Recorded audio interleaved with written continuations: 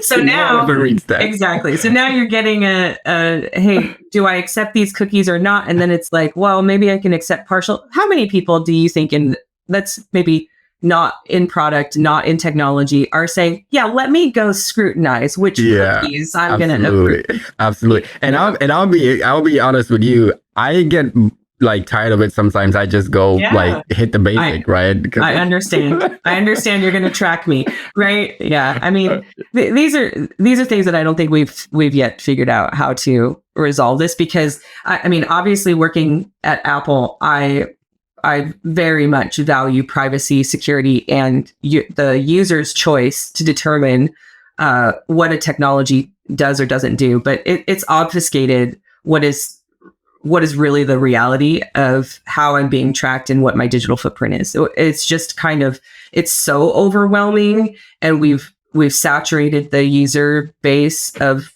any kind of technology so much that I think people are like, okay, what do I do? I don't. Sure. Yeah. So for you, with that said, how do you see the role of transparency, like security disclosure, since we're on this topic, as far as like, does that boost the user experience, like, or confidence? Because I think that's where we started this, right? Yeah. I mean, okay, let's get into where I'm kind of at, which is more in the B2B space. If we talk about consumer, I think we can go down rabbit holes. So because the world is, it's just nothing's under control.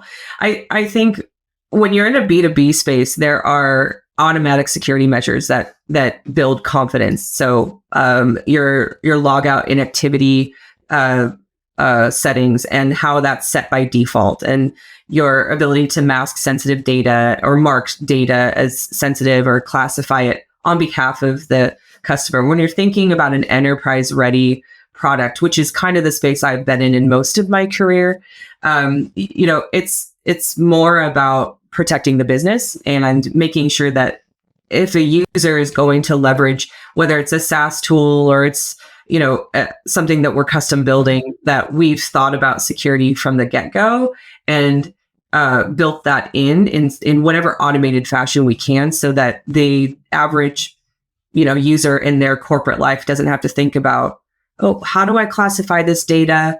We've all been through those corporate trainings of like, what is PII and what is sensitive data and how do I protect my data, right? We've all been through that. Those are very high level. I think it is the imperative of a product to build those things in so that those corporate policies can be adhered to. Yeah, that's a very good point you make. And I want to build on that with another question, which is, how do we balance between essential security features and the user experience? Well, it depends on who you're asking, right? Yeah. You're a security professional. Which features are essential to you?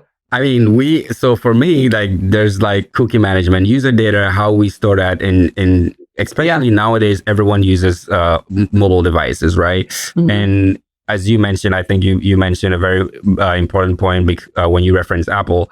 The way these are managed are different from the different systems, right? So between Androids or Apples, they're all different. So I think even the security team understanding where their target users are, who their main customers or end user experience is, like in terms of whether they are mostly building their apps on iOS platforms or Android platforms, makes a difference. So I'm just curious, when it comes to that, you as leading that space, how you kind of balance that?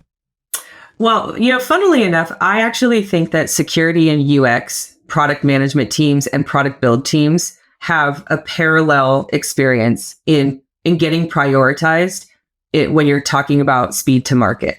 When you're trying to get a product out the door, what do you think is on the docket for descoping? There's going to be, we could do the minimum security requirements. Maybe it's an okay enough user experience. So I actually kind of see, and maybe this comes from my most recent experience being in information security and seeing what happens on the inside when an application isn't built with security in mind. Yeah. I also see what happens when user experience is not built.